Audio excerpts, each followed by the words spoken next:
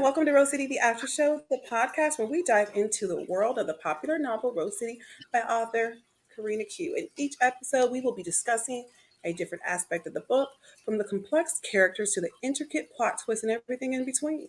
Make sure to check out Rose City on Kindle Vella to stay up to date as we explore unique perspectives and insight on the story. So for today, we're going to start the show off with a card question. I pulled a card from this cool card game called Tonight's Conversation Cards, Date Night Edition. It is a question deck that invokes deep, stimulating, and tantalizing conversation. Whether you're looking to test the compatibility of a potential partner, strengthen the bonds of an existing relationship, or spice up the game night, check out these cards. We will leave a link in the description. So, the card that we chose tonight is, well, today, is if your significant other presents you with a prenup before your wedding, would you sign it? Why or why not? Kyrie, what are your thoughts? Well, before the wedding, how far before the wedding? That It definitely could not be like minutes before the day of. There's definitely a conversation that needs to be had. I wouldn't mind a prenup, but I got some things I want to put on that prenup too. So it definitely would require a conversation. definitely. I'm not opposed to a prenup at all. Actually, I think prenups are a great idea. However, if it is, like you said, minutes before we walk down the aisle, then I'm not signing anything because you're starting the relationship off showing me that you are a high manipulator and you play games. If we've had the past year to plan this wedding, you could have brought this prenup at any point. You do not wait until the wedding starts in 20 minutes to put unnecessary pressure on me. Because at the end of the day, I'm going to waste all that money that you just spent on today's event. I'm not signing. Okay.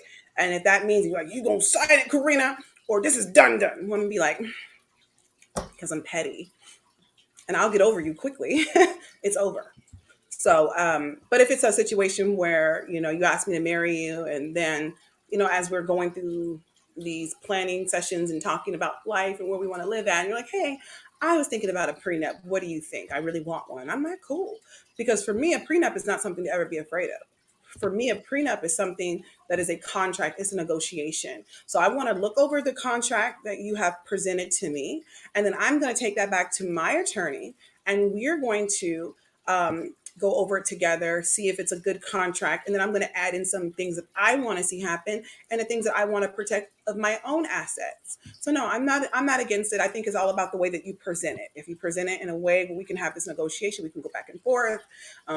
I can add some things in, you can add some things in, we can compromise in some areas, then I'm cool with that. But ain't nobody gonna show up with a piece of paper 10 minutes before I'm walking down the aisle talking about some sign it or else it's not gonna happen. It's not gonna happen today. It's not gonna happen. It's not gonna happen. It is not going to happen. So we're going to, well, before we get into it, our co-host Alicia, she has three babies who are just not feeling good today. There's a little bug that's going around. I actually have one child today who's at home as well because he hasn't been feeling good since he got home from school. So she's not with us, but she'll be back next week. She was a little bit bummed out because she had a lot of things to say about Noah and the way that he behaved. And she really wanted to tear into him properly, but she'll be missed on today's episode. So, Kyrie, it's chapter 15, episode 15, speed dating, part 3. What were some of your ideas or thoughts about this chapter? Girl, Noah was a whole animal. Mm-hmm. And the fact that he thought that he didn't have to plan anything and he just thought it was going to go down, I was shocked. But actually, I was just like, I have had that happen to me before. Oh, Somebody really? just makes a plan and just expects you to go along with it. Like, oh, this is what we're doing today. Who are you? Like, what? Like, no. I've actually had that happen a few times. Yeah, it's pretty weird that people have that audacity to just expect you to pick up whatever you're doing at the moment and go and appease whatever they want to do. So, And I appreciate the fact that Malia was extremely forward in this situation. So, giving a little backtrack, Malia and Mike have had an epic blow up, and honey, she held her own at the meeting. Okay, so they had an epic blow up, and now she is made her way to a bar somewhere to kind of run and escape. Eva drove, so she's like, let me go hide out in this bar, have a drink, calm my nerves a little bit. maybe text Eva and see where she's at, what she's doing, and she ready to go because I got to go. Noah from the speed dating, he shows up at the bar and he's just like touching Malia's shoulder and arm, and Malia's like, she's pushing him off of her, like, what are you doing? And he's kind of just letting her know like he's feeling her, and she's like, Noah, nothing personal, but go the F away. And I was like, I really appreciated her giving him the F word because I feel like it was strong. She wasn't trying to be disrespectful and rude, but she also was trying to make it extremely clear, I'm not going to play with you. Because I feel like in my past, when people have tried to talk to me, I have tried to consider their feelings. Because I feel like it takes so much for a person to work up the nerve. For most people, it takes a lot for them to work up the nerve to talk to you and ask you out. And then to be like just rude, I'm like, I don't think that's necessary. It's not for me. However, Malia was just like, no, I already had a really crappy evening so far. And you're not going to make it worse for me. So she was very open with him and let him know, you got to take the hike because I'm not interested. And he was like, oh, I got a phone call coming through. Hold on just for a second. I got to take this call. While she's sitting at the bar, she hears somebody else say her name. And part of her is like, here we go again. Is this going to be part 3 with me and Mike, And she turns around and it's Chan. So Chan comes over, he sits at the bar, and they spark up a conversation. And I really felt for her during like their conversation because Chan was just cutting everybody down in the room. He's like, what are these people doing? Speed dating? Oh, okay, they desperate. Okay, they some losers. Like, he's like, you could do so much better than this. And he's just acting like a monster. And she's like, okay, I'm already humiliated. Like, you didn't found out I'm out here speed dating. And I think all these things are running through her mind, like what she just experienced and encountered with Mike. That's traumatic within itself because he was talking big cheese, baby. I was like, you can't melt that. Ain't nobody buying it, right? He was talking real crazy, and then to have to go to the bar, and then now Chan's like, you could do better than this. And if you wanted me to take you out, all you had to do is say so. First off, sir, nobody's begging for dates around here, okay? So if you're interested, and she's single, you single, shoot your shot, bro. Shoot that shot. Ain't nobody gonna be like, um, I've been available for the last few years. I mean, if you're interested, you come off as real desperate, sis. No, ain't nobody gonna do that. That's ugly. It's unattractive. It's not needed.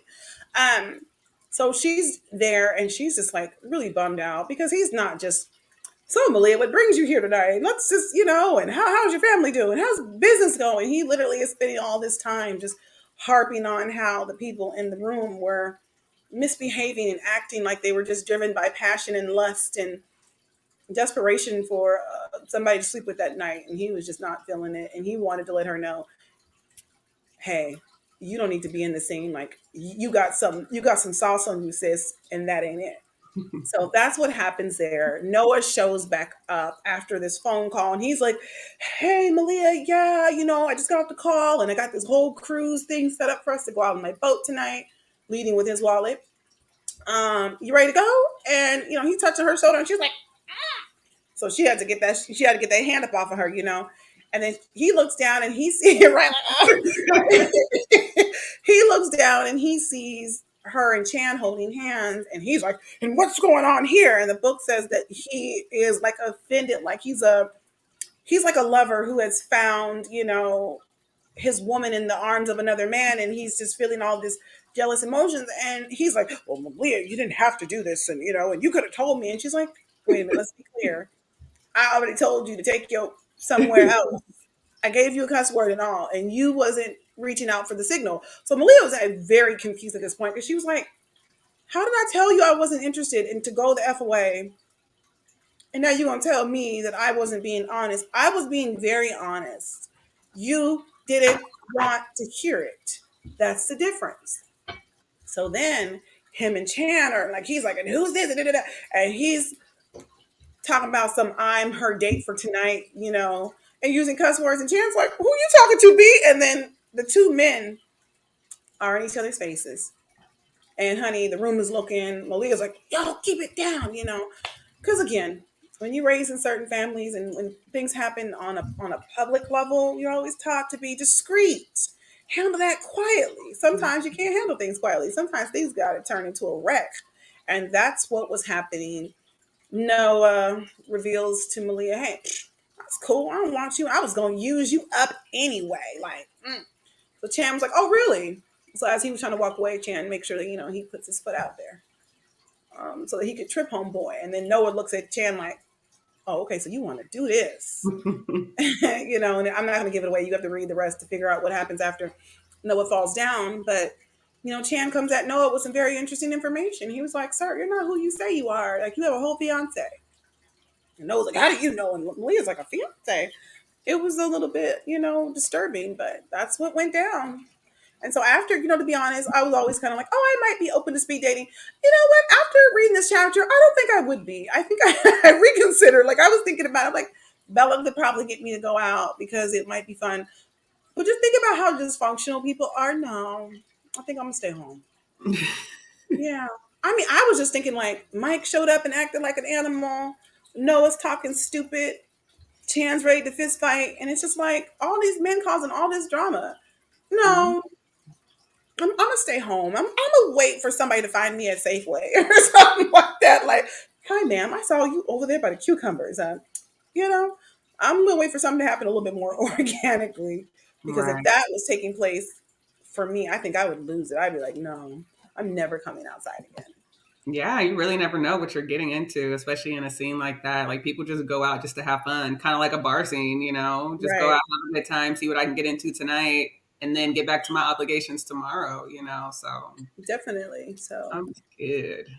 yeah, I would be totally good. So that was pretty much the wrap up on um, like the backstory of what happened. Well, did you have any other thoughts about that, or were you ready to go to Yeah, questions? I think a lot of them will come up in our questions. I So. definitely think so as well. All right, well, let's get to the question.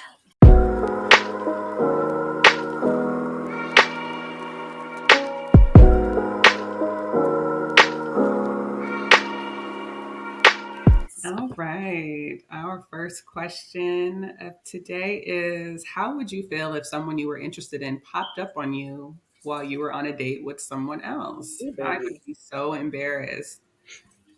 Hmm. Someone that I was interested in. Oh, okay. So, yeah, that would definitely be embarrassing, For hands down.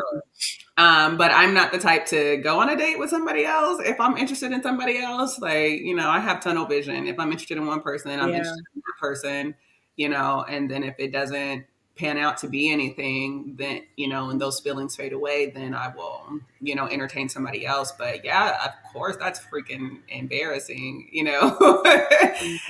I was just trying to put myself in that situation. But I mean, I would get an attitude. Like, I'm not with you. Like, why can't you? Like, you know, like I'm grown. I can do what I want. We're not You together. know, there You ain't know, no labels, no so titles. it would be like, you know, respectfully check yourself, and then we can Respectfully, baby. better because you ain't claiming Period. somebody. You ain't got no ring on this finger. Like, what's the problem? What are we doing? You know? So, Beyonce said if you like it, you should have put a ring on it, you know? At least put a label on it. You can't expect me not to be out here. So if I was out on a date, I feel like literally, I feel like this would be something that would happen to me. I feel like I'd be on a date with somebody like, oh, he kind of cool. Let me check it out. But it'd be like the guy that I would like, I would really, really want. You know, maybe he's, you know, he out here acting like I like you, but you know, okay, whatever. I'm not gonna play with you. And I'd be like, okay, let me just move on from that idea since he ain't giving the energy that I need. Then it would be like that. I would definitely show up and then he'd be somewhere looking stupid, like, oh, so I saw you out the new guy and I thought we was talking. No, sir. You ain't gonna do me that way because you have your opportunity, time and place. Another thing, don't run up on nobody's table either. You know what I'm saying? Because if we are in a situation where we are casually dating and we don't have any labels, you're out, you're free to see who you see. I'm free to see who I see until we actually make that connection and say we are exclusively together. You have no rights to come to my table and check me or send me no text message talking crazy. Because I would not. I would never, even if it was like, I don't like how close he is to her. He mm-hmm. really just rubbed the side of her face. You know, even if I felt like that, I'm never gonna play my cards. My daddy taught me that. You don't never show somebody that they got the best to use. Girl, are you crazy? Mm-hmm. My father was always about that poker face. You know, he was always like, "Don't do that. No, you don't run up on nobody and make and embarrass yourself." And I fully agree with it. I would not. I'm not gonna go make a scene at a table. I'm not gonna call you out. Well, who is she? I don't care who she is. Quite frankly, I don't care who you are either at this point. You know. Just being honest. But yeah, I think like we're kind of like old school with it though, because we was always like taught like if you like somebody, you like that one person. I remember my mom would be like kind of like disgusted with my older sister. She'd be like, and she's talking to three different boys, and my sister would be like, they're all boys that I like, but I'm not like not doing anything. We're talking on the phone, getting to know each other. My mom was really against that. She was like, find your one person and go somewhere and sit down. You don't need to be talking to all these people. True story. I remember I was like 16. I had like five people I was talking to. Again, it was only talking. Like I didn't go on dates. I was just talking to like these guys. And I was just like, I didn't like it. I'm gonna be completely totally honest. And I would always like, ooh, have all these guys, everybody's talking to me. No, I didn't like it at all. It was too confusing. It was too many people. I didn't know who I liked because if you're talking to that many people, you can't really like zone in on who I really want or who you really want because you're just flooded with people. And so yeah, at 16 I learned quite early on having too many potential people to talk to for me just it does not work out. I like being able to focus my attention on one person. They talk about putting all your eggs in your basket. That's me in a relationship. I'm gonna put my eggs in that basket. I'm not gonna be spread all over town talking to everybody. I just don't do that. I don't get down like that. But I do get it. Like the dating scene has definitely changed dramatically. Since I was out there in them streets, it has changed. And then also, like I said, we were church girls, so you wasn't going on dates anywhere. Like I had friends, and they would go meet up with the guy at the mall or go hang out at the little roller ring or whatever. No, no, no. Kenny and Elroy wasn't having any of that. You going where with who? Boys gonna? Oh no, you ain't going. Oh, go back to your room. I was always being sent to my room. What was that TV show where they was always telling somebody to go to their room? Like, go to your room. That was me. I was always being sent to my room. Go to your room. And I spend all my time now in my room. So that demon is still alive. So no, yeah, that would be really, that'd be hard. That'd be confusing. Because like you said, I don't see myself having emotions or feelings for multiple people. Oh Lord Jesus, I need to have laser focus. I need to focus on one person. You have people like they can sleep with multiple people at one time. They can talk to all these different people. I can't spread myself that thin. I would feel like I was literally scattered as a human. Like my soul's everywhere. My spirit is everywhere. I need to be in one spot. I can't. So Wouldn't it be embarrassing to be like with one of your prospects and then you having a conversation that you think that you thought you had with them the day before, and then it's like we didn't talk about that, and we're like, wait, which one are you again? Like oh Lord. keep up.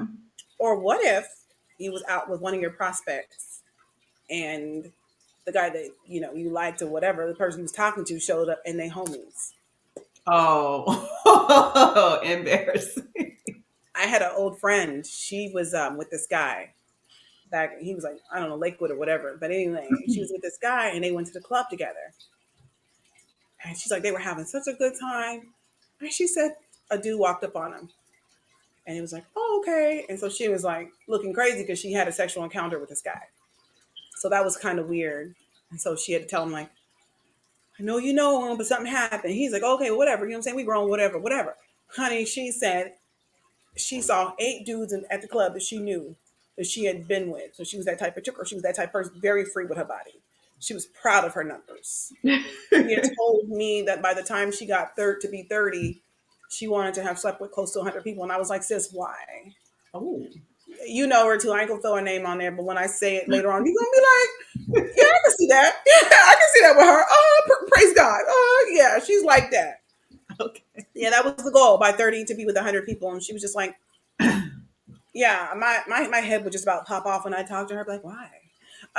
So anyway, she's at the club with this guy, and she saw about 8 different dudes there that she had been sexually intimate with, and they all knew this guy.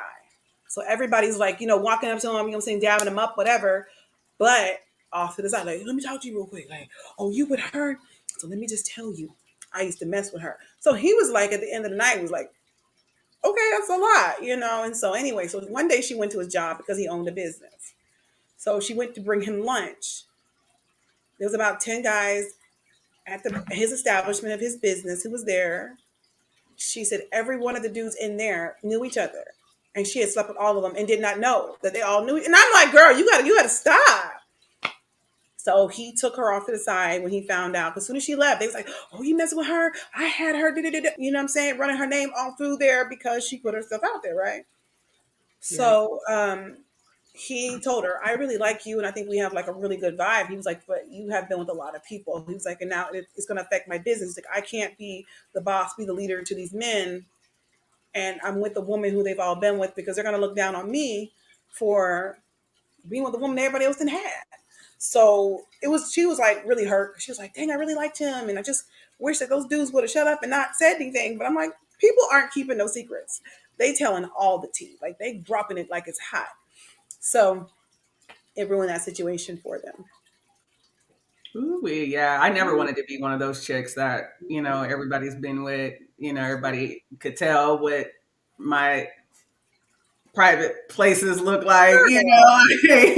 just all over town. One of my people that I journeyed with before, he had said that was why he was so interested in me, was because he asked around about me around town and They nobody could do tell. ask about you. They want to know, honey. Yeah, he said nobody knew anything about me. I was quiet. I kept to myself, and I didn't, my name wasn't in the streets like that. And so Yeah. that was one of his big attractions to me. So I've literally had people say that to me. They're like, "You're from Tacoma?" And I'm like, "Yeah." And they're like, "Are you sure?" I'm positive. And I would have guys from Tacoma be like, "I've checked around and nobody knows you." So, like, nobody knows you? Yeah. mhm. Yeah, my mom and dad made it that way on purpose.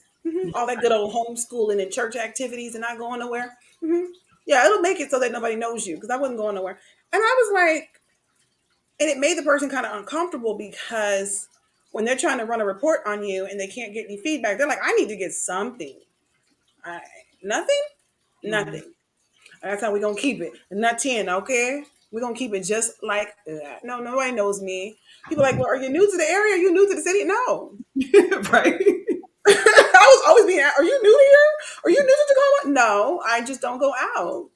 I'm not in the mix like that. I don't kick it. I don't know all the popular people, and the ones that I do know, I stay away on purpose. So, Mhm.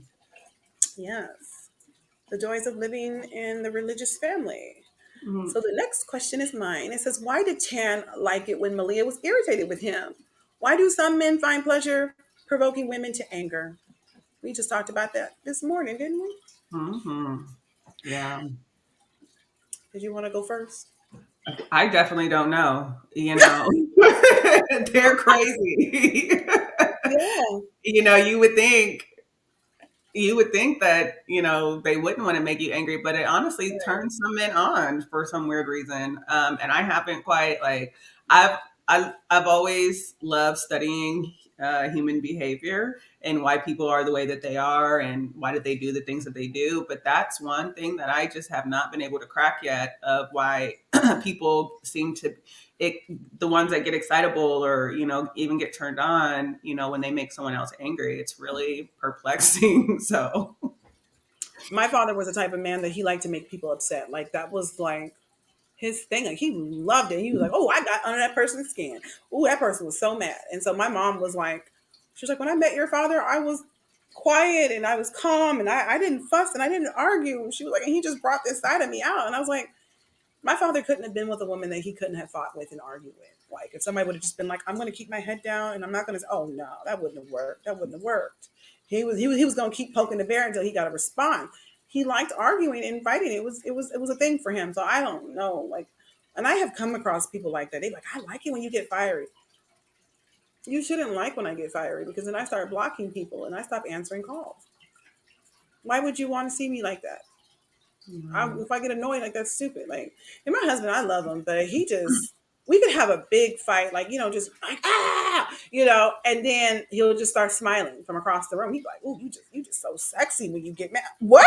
The neighbors probably heard me screaming outside, like, "What are you talking about? You sick person." He's like, "I don't know what it is about you when you get mad." He was like, "You were just so sexy to me." And I'm like, that is so sad on so many levels. And so then it kind of makes me wonder, like, does he make me mad on purpose just so like he can get that response? Because he'd be looking like he's ready to go upstairs. I'm like, "Sir, no." I don't want to be touched. I'm angry. So yeah, I don't know why that would be attractive, because I feel like people get angry. I'm like, that could get dangerous. You know what I'm saying? It Exactly. ain't. And I think that's the difference between women, because I've never heard a woman say, I like it when my man gets mad at me. Because women know when men get mad, things might happen and somebody might get hurt real bad or their life might be taken. So I don't know why that's a turn on. I guess it's the whole danger aspect, but no, thank you. Girl, yes. No, thank you. No, thank you.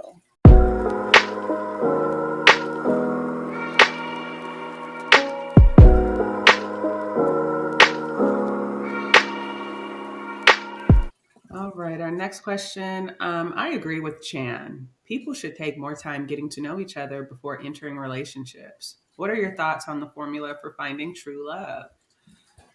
Um, well, I think Chan touched on, uh, dating, getting to know people, before just jumping into a relationship. And I definitely agree with that. If you take some time, get to know people, get to know their families, get to know Talk their about that. history, get to know their friends, Yes. because people are not always who they are in front of you, around their friends, around their parents, Say that. Yeah, around different people. And you got to spend time with people to really get to see the ins and outs of you their do. personality, and I didn't necessarily know that too much uh, going into my very first relationship. Um, and, I thought that people were pretty much honest. I was young, naive, Me too. little, naive Little church church girl, girl.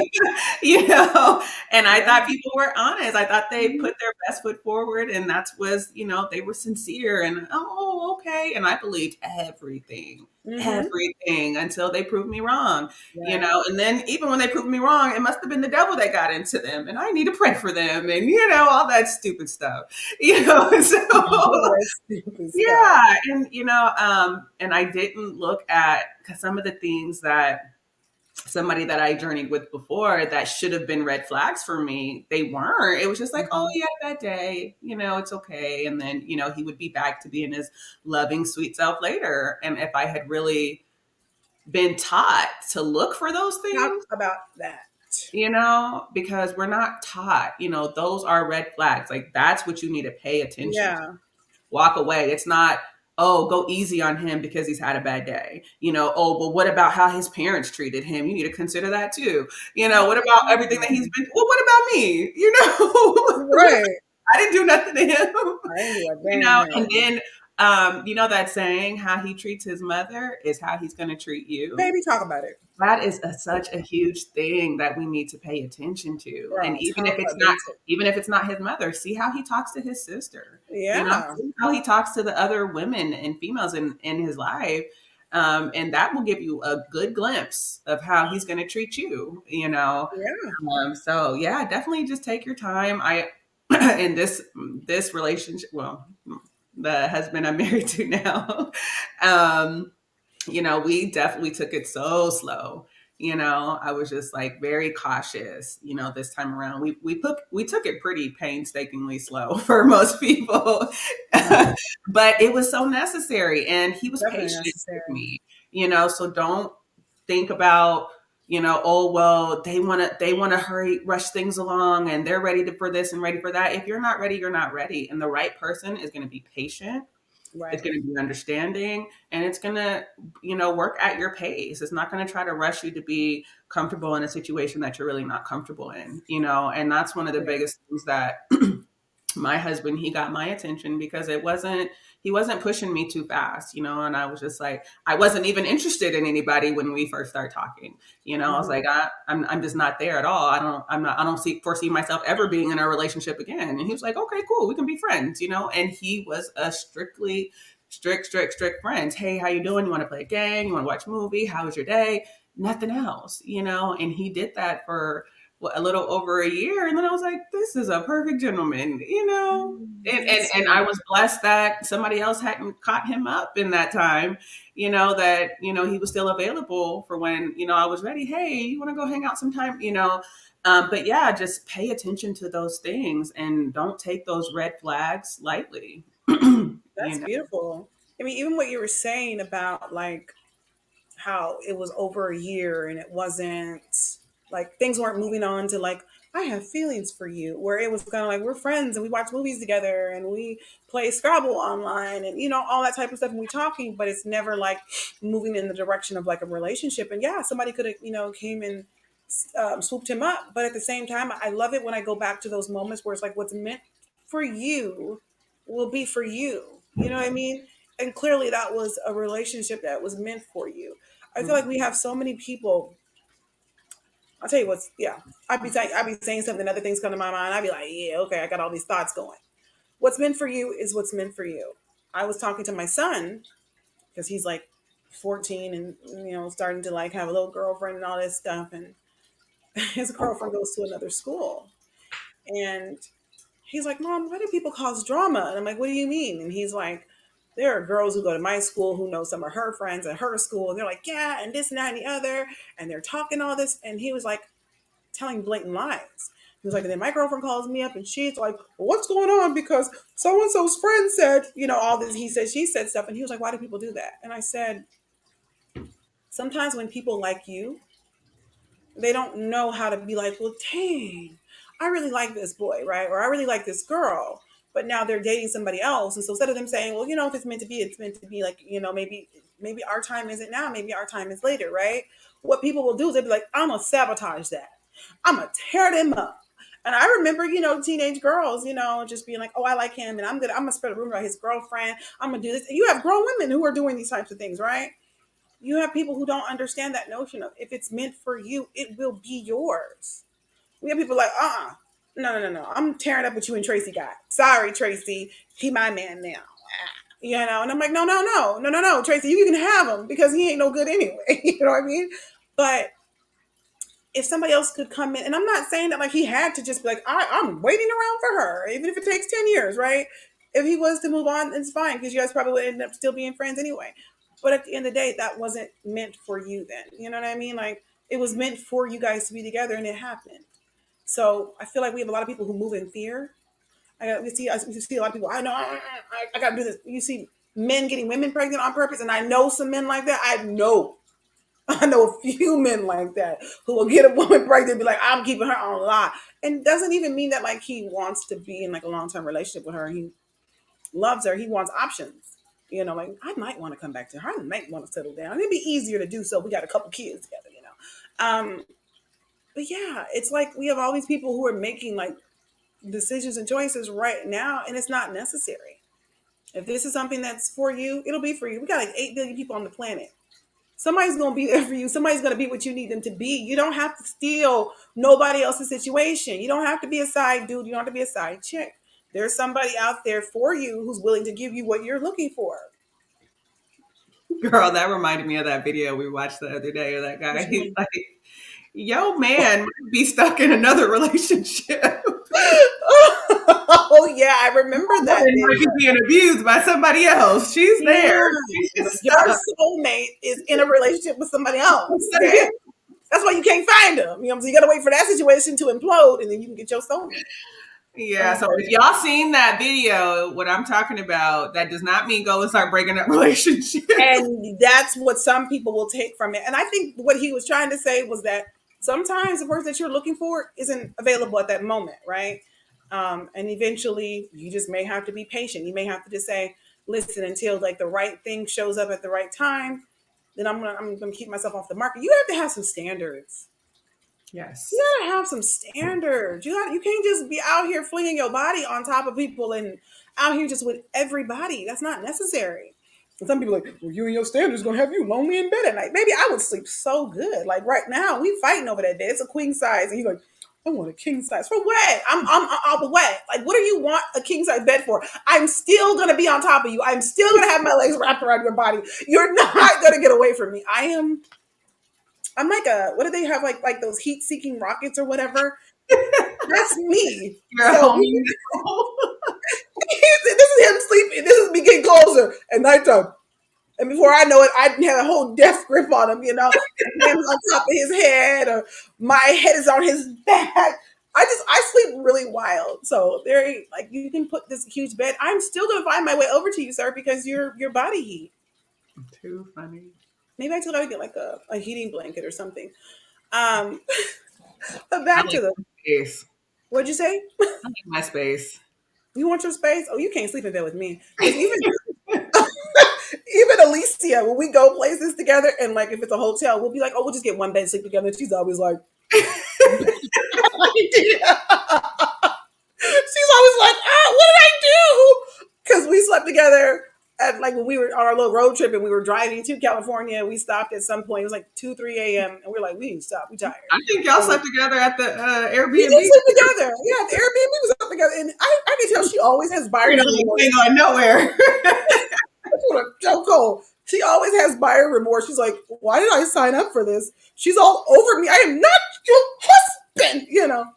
I have a problem. Like, I try not to, but I definitely gonna cuddle something. I'd be like, I could give me a full body. So when I, used to sleep alone, I'd have all my pillows all lined up so I could throw my leg over and hold on to it like that. Yeah, I like to Too cuddle. freaking I like funny. to cuddle even if you don't want it. I'm definitely Pepe Le Pew. I'm definitely giving all that energy. I'm forcing you against your will. You're gonna take me. You're gonna have this. My body's gonna be touching your body. Okay, period. That Um, is so I do. I agree with Tian on people taking time and getting to know each other in relationships. That's the formula right there for finding true love. You know, you got to get to know people. You got to realize, like, is this a fit?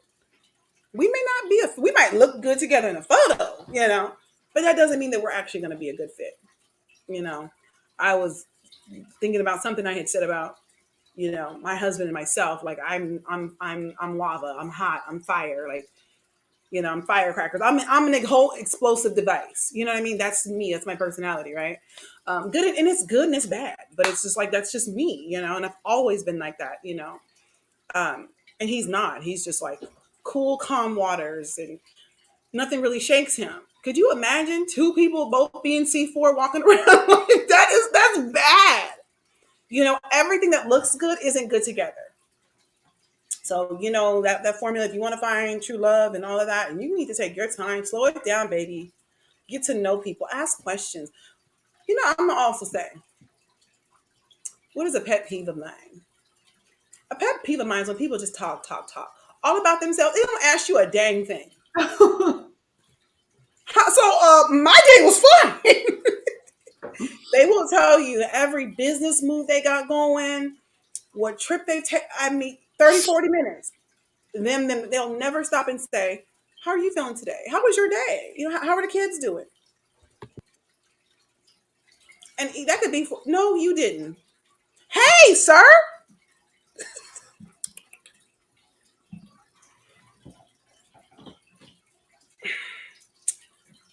I'm We have a special guest today. my munkin. It's my pumpkin. She's my baby. Hi, baby. You don't jump right over. I'm like, you could have knocked over the computer with your little blasphemous self. You made mommy lose her train of focus. Okay, yeah. So basically, just talk with people, ask people questions, and even if it's not a romantic relationship, nothing wrong with you finding out what's going on in somebody else's world. One of the things that I have found out to be most beneficial in life. Well, if you don't want to be with me no more, then just go. You ain't doing me no favor. He was starting to dig his claw in my leg. Let me go. Um, it's even like what, like you network, right? How do you network? You got to talk with people. You have to ask people questions. You got to get to know people. People are not interested, honey, in talking about anything. I got cat hair on me. I need my little roller. People aren't interested in, like, really getting to know people. People are interested in just talking about themselves, and I know that they are super excited about what they have going on, as you should be. When you are making moves and you are smashing your goals, like, that's very exciting. But whether it's prospect of friendships or romantic interest, make sure you're having conversations where you're bringing something to the table and you're asking them questions. It's not about you. It's not your show. Ask questions. Make that person feel seen and heard. Make sure that you know what their interests are and really truly hear them, because I know personally, I've never really felt seen. I've never really felt seen. I never really felt heard. Like, people talk with you, but they don't really know you. And there are people who know me for years and know very little about me. And I'm like, how is that possible that I've known you for all these years and we talk regularly? And I realize it's because people don't take the time to actually get to know you. They're so Right. busy talking about their own needs, their own wants, their own goals, that they're not like, hey, you're a human being that I'm interacting with.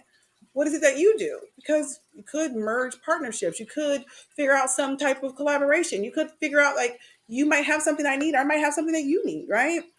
But if you don't learn to open up your mouth and ask those questions, you're going to be missing out on a good deal of who people are. And I love being around, like, the elderly people. Like, they're some of my most favorite people in the world to be with. I love them. I love talking to them. I love hearing their stories about, like, life, because they have lived some life. You 70, 80 years old, you've lived a good amount of life and you've seen so many different changes. And I always love to just hear their perspective on life, because so many people have gone through, I feel like, things that I'm like, I don't know if I would make it. You know what I'm saying? Like, I don't know if I could experience all of that and still have a positive demeanor. And they're doing it. And they're telling you what they did to get past that point. One of my mom's really close friends, her great grandson was just killed, like, last week. And I'm like, how do you, as a human being, you're 85, 90 years old, and you had to bury grandkids, you had to bury, relatives and people that you love and you care about. You didn't think that this cat's trying to do what he wants to do. Where's my spray bottle? You didn't, how do you live, like, without these people who mean something, to you, right? But it's having those conversations with people, talking with them, and you're like, you learn it's okay to feel vulnerable, it's okay to feel hurt, and you're going to learn to not get over things, as you never do. You'll learn to live with things. You'll learn, like, you can smile after something bad happens. So Yeah, talking is the formula. I think you touched on something really important about, how people can be around you and they don't know anything about you, for so long. Right. And a lot of people are okay with settling for their idea of who you are, but they don't really know who you There are. you go. And they're not interested, because if they were Mhm. interested, they would have that conversation with you. So pay attention to that as well, because don't let people settle on their idea of who you are and have you going along with stuff because they think you want Yes. to and you're interested in it, and you've never said no. You've always Right. said okay. You've Yeah. always been agreeable, so come on. But you never spoke up for yourself. Speak That's up. so true. That Speak is so true. No, you're right. People can create ideas of who you are. And I've had people do that to me my whole life. They have notions set up of, like, who I am, what I can do, what I can't do. And I'm like, who told you that lie? I up. didn't tell you I couldn't do that. I didn't tell you I do that. Like, talk to me as a human being, and you'll figure out real quickly who I am and what I stand for. Right.